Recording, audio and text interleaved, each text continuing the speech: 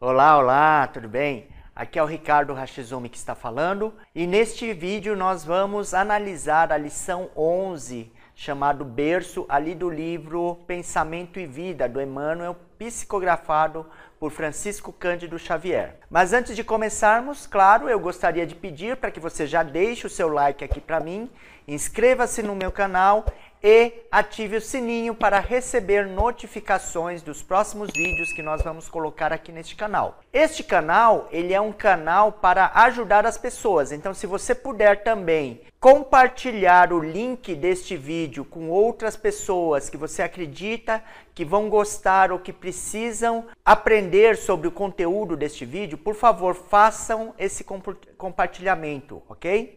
E aí vamos começar. Essa lição ela é um pouquinho densa, então o que a gente vai fazer? A gente vai ler uma parte e vai analisar essa parte que a gente leu, vai meio que traduzir, tá bom? Então vamos lá. Excetuando-se os planos organizados para as obras especiais em que espíritos missionários senhoreiam as reservas fisiológicas para a criação de reflexos da vida superior entre os homens, impelindo-os à maior ascensão, todo o berço de agora retrata o ontem que passou. Então, nessa primeira frase que o Emmanuel coloca aqui, ele está querendo dizer o seguinte: todos nós, ou a maioria de nós, todo o berço de agora retrata o ontem que passou. Então, todo mundo está vivendo uma situação que é reflexo de vidas anteriores. Qual que é a exceção? Ele começou falando da exceção. Qual que é a exceção? Excetuando-se os planos organizados para as obras especiais. Então, são missionários, em que espíritos missionários senhoreiam as reservas fisiológicas para a criação de reflexos da vida superior entre os homens, impelindo-os à maior ascensão. Então, esses são espíritos superiores que vêm em missão para a Terra e que senhoreiam, ou seja, eles têm comando, controle absoluto da matéria. Então, eles não estão mais sujeitos às leis de ação e reação. Por quê? Porque eles não têm mais nada para espiar, eles não têm mais nada para evoluir como encarnados. Eles têm para evoluir como desencarnados. Porque depois de certo momento, depois que nós conseguimos atingir um certo patamar, nós não precisamos mais reencarnar. E aí, esses espíritos superiores que reencarnam no planeta são espíritos que não precisam mais reencarnar, mas eles reencarnam para ajudar a humanidade. E eles senhoreiam os recursos da matéria, eles mandam, eles controlam tudo ali. Eles não estão mais sujeitos à matéria, eles comandam a matéria. O caminho que iniciamos em determinada existência é o prolongamento dos caminhos que percorremos naquelas que a precederam, ou seja, o caminho que nós estamos iniciando quando nós reencarnamos, quando nós nascemos, é o caminho, é a continuação dos caminhos anteriores, das reencarnações anteriores. Porque nós temos uma vida, uma única vida e diversas reencarnações. Cada encarnação é a sequência da outra reencarnação. Apenas que algumas memórias nos são apagadas para que consigamos evoluir mais rapidamente. Esfalfa-se a investigação científica na Terra, estudando o continuismo biológico. E aí, então, aqui ele vai começar a falar da nossa ciência, né? de como nós ainda estamos como ciência. Então, esfalfa-se a investigação científica, ou seja, a investigação científica, ela fica em cima dos assuntos relacionados ao continuismo biológico, ou seja, a continuidade da vida na Terra. Núcleos de cromossomos e veículos citoplásmicos, fatores de ambiente e genealogias familiares são chamados pelos geneticistas à equação dos problemas da origem e é natural que de suas indagações surjam resultados notáveis, quais sejam aqueles que tangem aos caracteres morfológicos e as surpresas da adaptação.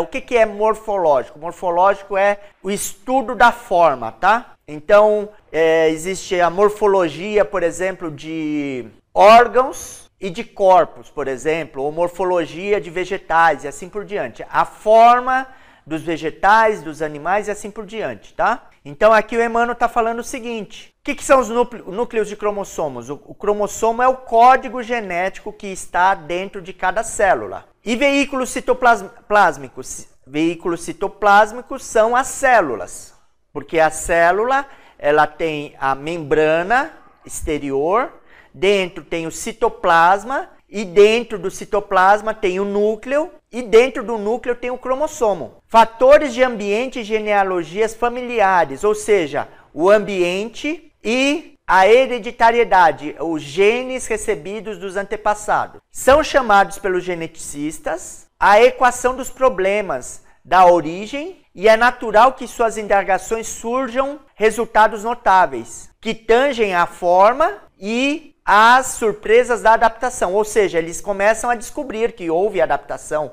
É o que Darwin ali começou a descobrir, que fez o livro lá, A Evolução das Espécies dele, 2 anos depois que Allan Kardec lançou o livro dele, A Gênesis, e ele fala justamente dessas surpresas da adaptação. Então, Darwin percebeu que todos os seres vivos, eles foram evoluindo aos poucos e foram se adaptando ao meio ambiente. O escalpelo da observação humana, porém, não consegue, por agora, ultrapassar o recinto externo da constituição orgânica, detendo-se no exame da conformação e da estatura, da pigmentação e do grupo sanguíneo, alusivos à filiação corpórea, já que os meandros da hereditariedade psíquica são, por enquanto, quase que integralmente inacessíveis à sondagem da inteligência terrestre. Então, o Emmanuel está falando aqui nesse parágrafo o seguinte, que os cientistas eles só conseguem ver a parte material da situação. Ele não consegue ver a parte psíquica.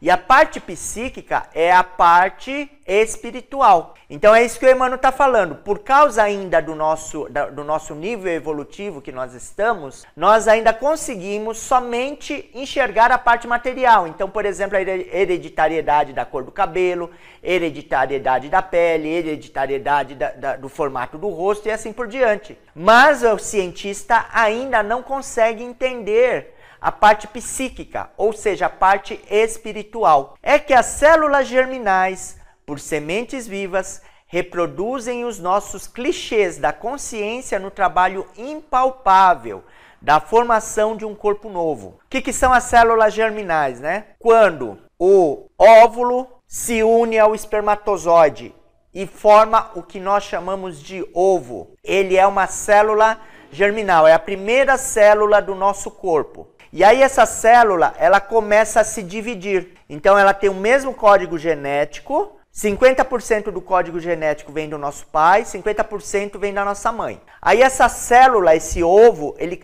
começa a se dividir em células iguais. E aí ela chega um momento que a gente chama de mórula. E aí essas células vão se dividindo. Então isso começa a acontecer numa velocidade fantástica, porque é progressão geométrica, tá? Toda vez que nós temos uma progressão geométrica, porque quando você dobra alguma coisa e vai dobrando, você tem uma progressão geométrica. Isso é matemática básica. Aí você chega uma hora que você perde a conta. Por quê? Porque a velocidade de multiplicação é fantástica. É algo que o homem só de explicar, ele não consegue perceber. Às vezes, nem de fazer cálculo, ele consegue entender muito bem o que está acontecendo ali. Aí, o Emmanuel está falando o seguinte, que nessas multiplicações celulares, cada vez que as células se dobram, o que acontece? Os nossos clichês, ou seja, os nossos padrões mentais da nossa consciência, começam a imprimir a vontade dele e formar o nosso corpo. É isso que o cientista de hoje ainda não entende. Ele não entende como que um único ovo consegue se multiplicar em diversas novas células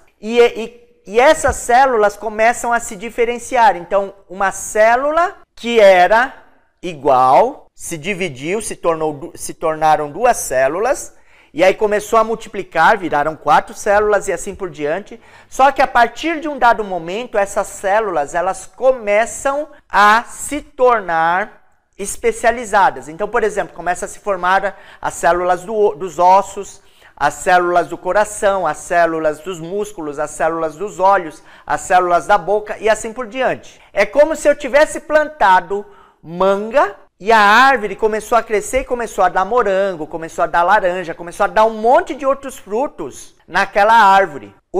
Porque o cientista não consegue entender justamente a parte psíquica, ou seja, justamente a parte espiritual. Quem está no comando desse processo de formação do novo corpo é o espírito, é o perispírito daquele ser que está reencarnando.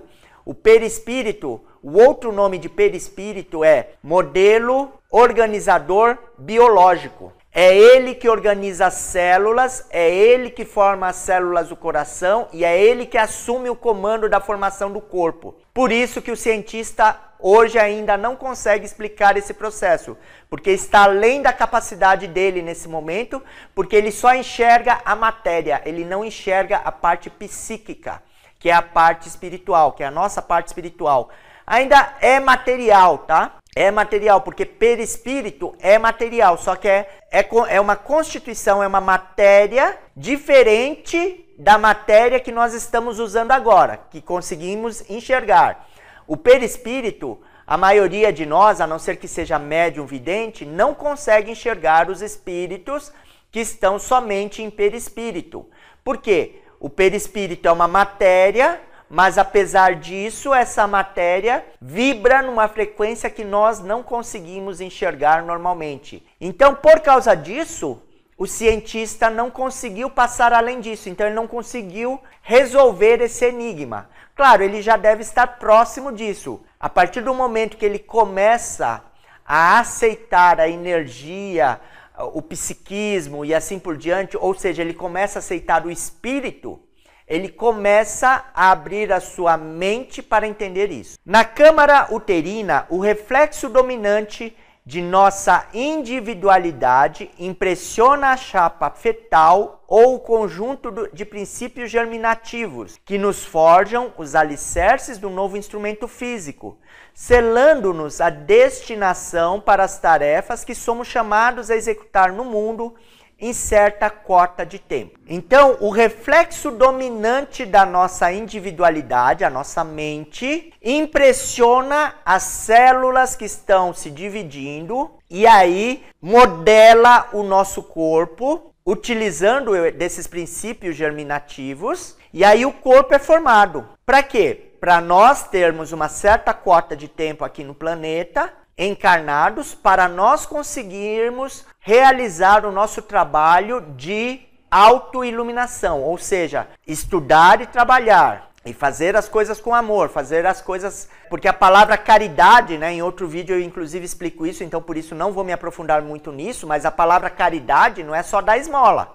A palavra caridade é o tempo todo, quando você está no seu trabalho, você é um atendente de farmácia e você atende bem a pessoa que chega lá para procurar a sua ajuda, você está praticando a caridade, mesmo que a pessoa pagou ali para o caixa para levar o remédio e assim por diante. Caridade não tem nada a ver com dinheiro, até tem, às vezes, né, quando a pessoa faz uma doação porque quer realmente ajudar, isso é uma caridade.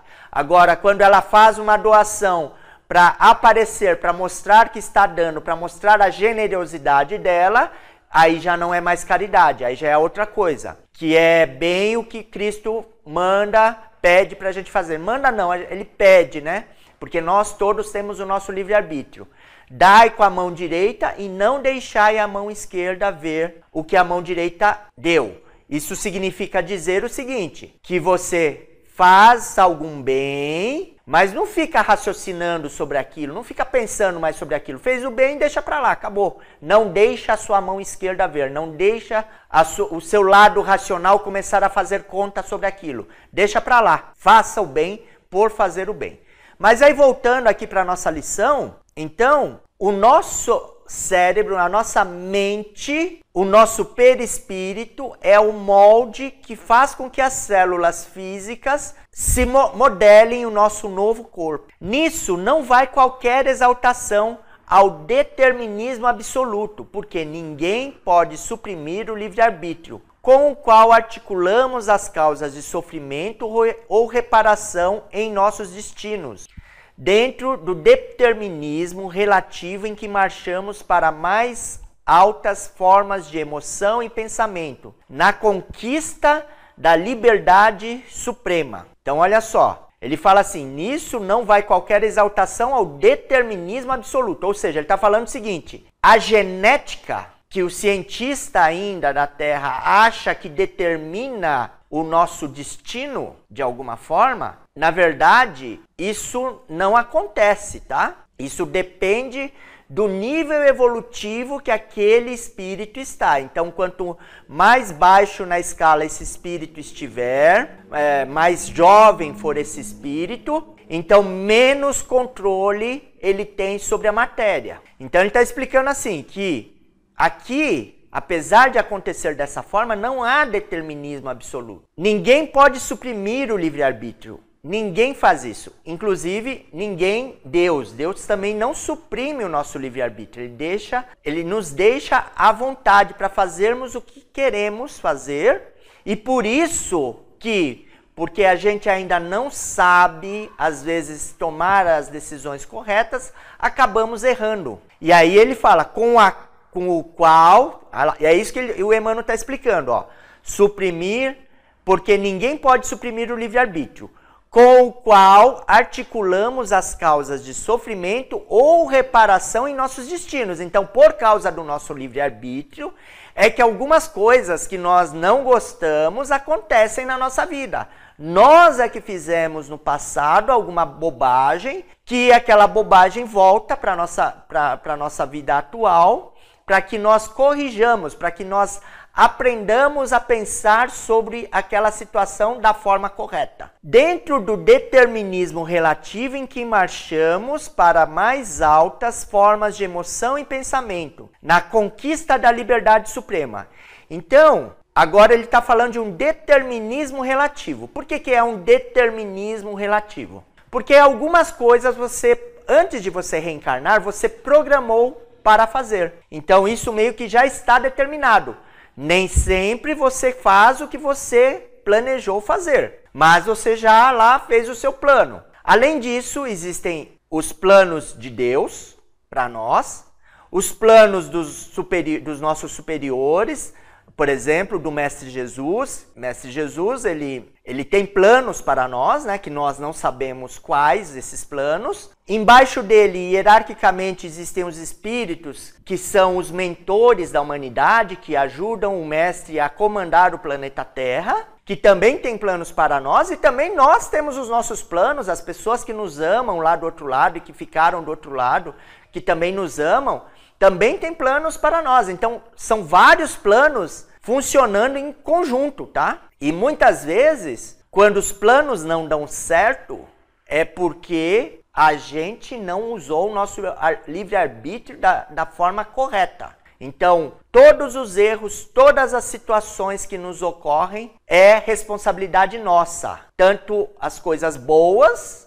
como as coisas ruins. Então, nós trabalhamos em um determinado momento de outra reencarnação e aquilo vem para nós como uma coisa boa, um fruto que nós colhemos na reencarnação posterior, nessa reencarnação, por exemplo. E nós fizemos alguma coisa ruim lá em outras reencarnações que nós precisamos corrigir agora, o mais rápido possível, para não precisar na próxima reencarnação ter que passar por isso. Pelo transe da morte física, regressamos à vida maior, com a soma de realizações que nem sempre são aquelas que devêramos efetuar. Então, o que acontece? A gente reencarna, aí a gente cresce, estuda, trabalha, tal, não sei o quê, e aí a gente volta para o outro lado, a gente desencarna. E aí, nessa volta, pelo transe da morte física, regressamos à vida maior com a soma de realizações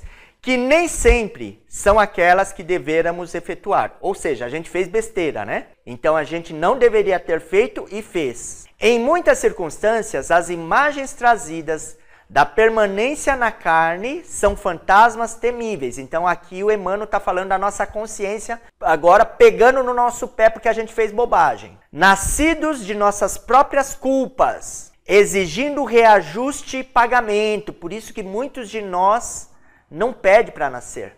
Muitos de nós imploram para nascer. E muitos de nós não têm crédito para isso.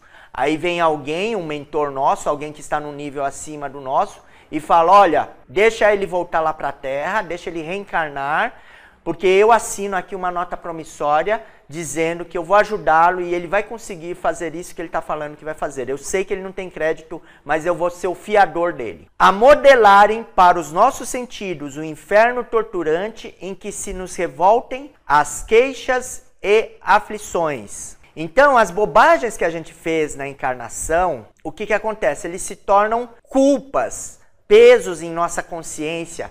A gente não consegue dormir direito por causa das bobagens que a gente fez. Isso já começa do lado de cá, né? Não é porque a gente desencarnou que isso acontece. Não, tem muita gente que muitas vezes não consegue dormir por causa de consciência pesada que não fez alguma bobagem e fica pensando naquilo, né?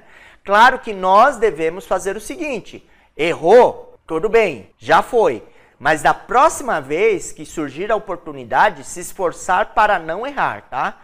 Então, porque não adianta ficar aí sem dormir, pensando em alguma coisa que já não dá mais para voltar no tempo, tá? A solução é deixar para lá naquele momento, porque depois a oportunidade para corrigir aquilo vai voltar. E aí você esteja preparado, preparada para corrigir aquela situação que você fez errado naquele momento. E aí, né, o Emmanuel está falando assim, que quando a gente desencarna, essas coisas elas ficam pesando na gente, a gente fica sofrendo por causa disso. E aí, por causa disso, a gente pede para reencarnar. Eis, porém, que a justiça fiel, por misericórdia, nos concede o retorno para a bênção do reinício. Retomamos assim, através do berço, o contato direto com os nossos credores e devedores para a liquidação dos débitos que contraímos, cujo balanço efetivo jaz devidamente contabilizado nas leis divinas. Então aí, a misericórdia divina, apesar de não termos créditos muitas vezes para reencarnar, porque a gente precisa ter crédito para reencarnar. Não é assim, porque existe uma fila lá do outro lado. O planeta Terra tem hoje 7 bilhões e pouquinho de reencarnados, né? Só que do lado de lá tem mais em torno de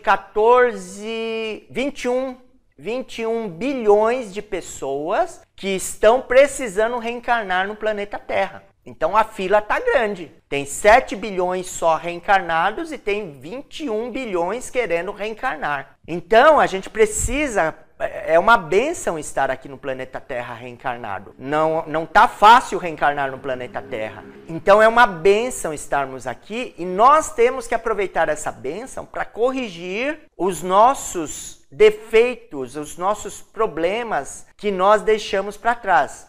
Como que se faz isso? Trabalhando, estudando, corrigindo o nosso pensamento, aprendendo meditação, meditando todos os dias, estudando todos os dias, nem que seja uma página por dia. Então é dessa forma que nós corrigimos o nosso destino e conseguimos aproveitar bem a nossa reencarnação. É desta maneira que, comumente, renascemos na Terra, segundo as nossas dívidas ou conforme as nossas necessidades, assimilando para esse fim a essência genética daqueles que se nos afinam com o modo de proceder e de ser. Então, a gente reencarna. Segundo o quê? Segundo as nossas dívidas e conforme as nossas necessidades, porque a gente não reencarna só porque a gente deve, a gente reencarna também porque a gente precisa para poder evoluir. Então são dois motivos da nossa reencarnação. Assimilando para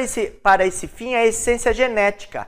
Então os nossos pais são aqueles em que nós nos afinamos psiquicamente. Então, por isso que nós reencarnamos com eles, ou eles reencarnam conosco, porque eles psiquicamente estão afinados conosco. Os problemas da hereditariedade, em razão disso, descendem, de forma geral, dos reflexos mentais que nos sejam próprios. Então, aqui o Emmanuel está falando isso, que a questão da hereditariedade, na verdade, não é por causa da genética, é por causa do espírito, é por causa da pessoa que está reencarnando. Então, depende do nível evolutivo daquele que está reencarnando. Em verdade, por vezes, abnegados corações, cultivando a leira do amor pelo sacrifício, trazem a si corações desditosos, guardando transitoriamente nos braços monstruosas aberrações que destoam do elevado nível em que já se instalaram. Contudo, devemos semelhantes exceções ao espírito de renúncia com que fazem emergir das regiões infernais velhos laços afetivos, distanciados no tempo, usando o divino atributo da caridade. Então aqui o Emmanuel está explicando o seguinte: às vezes, o que acontece? Você vê algumas pessoas de nível muito alto, moralmente, intelectualmente muito alto, e você percebe isso não pelas roupas, tá? Você percebe isso pela atitude das pessoas. Então tem uma pessoa ali muito elevada, tal, em suas atitudes, em sua inteligência, tal, na sua humildade, no seu amor ao próximo, né? Mas essa pessoa recebe alguém que é praticamente uma aberração perto dele. Por quê? Porque ele já está num nível muito alto. E aí, essa aberração, vou colocar entre aspas, tá? Porque somos todos irmãos, aqui ele está usando essa palavra no sentido de diferenciar o nível dos pais do nível dos filhos. Então os pais estão num nível muito, muito alto, e aí aquele filho que reencarna, que destoa do conjunto, que não caramba, mas aquelas pessoas são tão boas e receberam aquele filho tão ele é criminoso, tal, não sei o quê, que só dá trabalho para essas pessoas, né? Aí o Emmanuel está explicando que isso acontece pelo seguinte, porque muitas vezes uma pessoa vai evoluindo e uma outra acaba ficando para trás. E aí essa aqui reencarna e essa que ficou para trás, o que reencarnou, ele se compromete a ajudar esse aqui, por caridade então. Por amor a essa pessoa, ele pega e aceita que essa pessoa, ela reencarne como seu filho, por exemplo, como sua filha, por exemplo. E não só por caridade, mas porque são afeições do passado. Eles gostam um do outro. Só que esse aqui, ele evoluiu mais rapidamente, porque ele estudou, ele trabalhou, ele fez o que tinha que fazer. E esse aqui não, ele achou que tinha que ficar na moleza, ele achou que a herança dele era o suficiente para ele ficar lá sem fazer nada, porque tem dinheiro, ficar sem trabalhar e assim por diante. E aí ele atrasou o seu processo evolutivo. Mas aí, esse que evoluiu, ele aceita receber esse que está atrasado. E aí você vê, de vez em quando, algumas coisas desse tipo, o que o Emmanuel chamou de aberração, mas aqui é no sentido da distância evolutiva, tá bom? De conformidade com a regra, porém, nosso berço no mundo é o reflexo de nossas necessidades, cabendo a cada um de nós, quando, na reencarnação, honrá-lo com trabalho digno de restauração, melhoria ou engrandecimento, na certeza de que a ele fomos trazidos ou atraídos, segundo os problemas da regeneração ou da mordomia. Aqui mordomia ele está usando no sentido de conjunto de vantagens, de que carecemos na recomposição de nosso destino perante o futuro. Então, apesar desse distanciamento aí dessas duas pessoas, então, que a gente estava falando agora, nós temos que fazer a nossa obrigação, nós temos que estudar, nós temos que trabalhar. Para quê?